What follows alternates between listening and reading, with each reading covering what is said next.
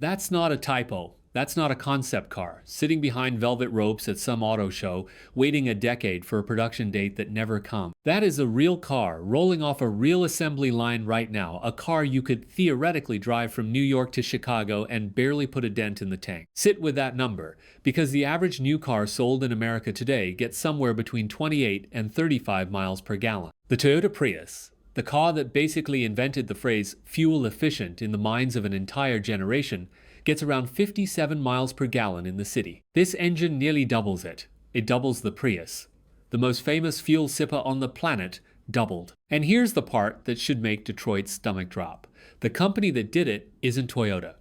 It isn't Honda. It isn't Ford. It isn't General Motors. It's a Chinese company called Geely. And if you've never heard that name in your life, good.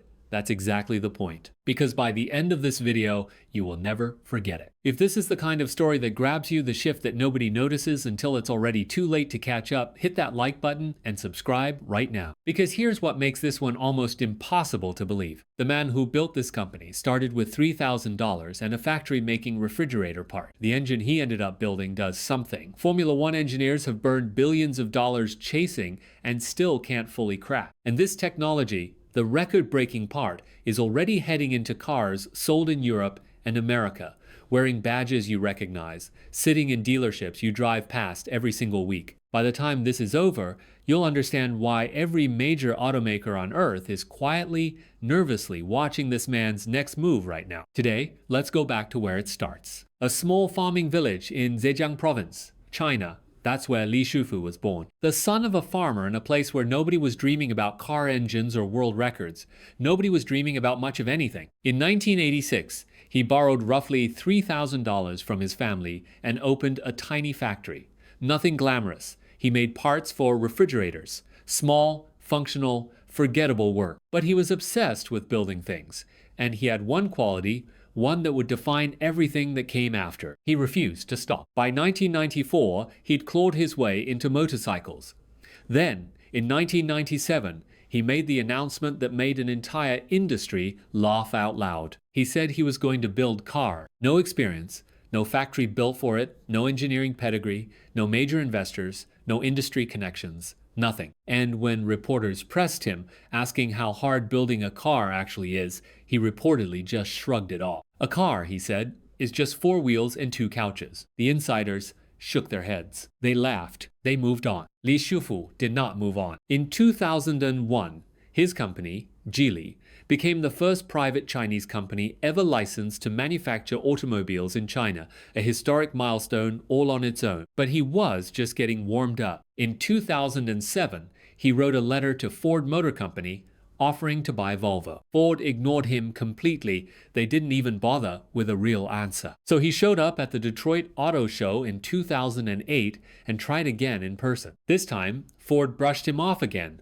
waved him along, and here's where the quality that defines him turns into something dangerous. He came back in 2009, more prepared, more serious. And in 2010, the farmer's son from Zhejiang province walked out of Ford's own headquarters with Volvo in his pocket. $1.8 billion in cash. Let that land. Volvo was a European institution. Decades of prestige, safety, engineering, pride. And a Chinese company that Detroit couldn't be bothered to answer just bought it outright. The people who laughed didn't just lose the argument. They handed him the keys, and he still didn't stop. In 2018, he bought nearly 10% of Daimler, the company that owns Mercedes-Benz, making him the single largest individual shareholder in one of the most iconic luxury brands on the planet.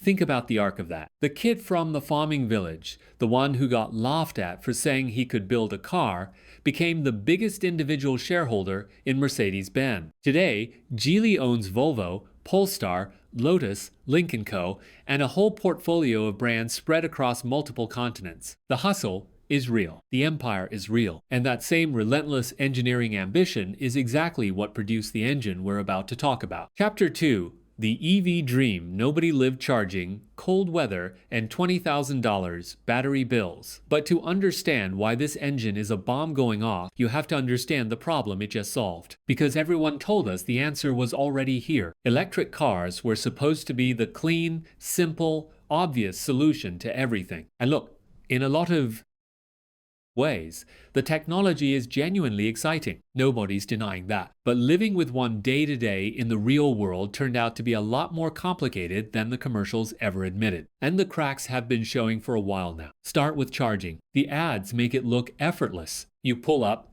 you plug in, you're done. The reality on an actual road trip is that even the best fast chargers available today still means sitting and waiting 20 to 40 minutes just to crawl back up to 80%. That's not a gas station stop. That's a full meal. That's an episode of something. A minor annoyance on a solo drive that becomes a genuine nightmare with 2 kids screaming in the backseat and a schedule you're already late for. Then there's cold weather, which somehow never makes it into the brochure. EV batteries are sensitive to low temperatures. And when it drops below freezing, most electric vehicles lose somewhere between 30% and 40% of their advertised range. So the 300-mile range you paid $60,000 for on a cold January morning in Michigan becomes 180 miles. The math turns on you fast, and it doesn't turn back. And the battery itself degrades over time, just like the one in your phone. And when it finally needs replacing, the bill can land anywhere from $10,000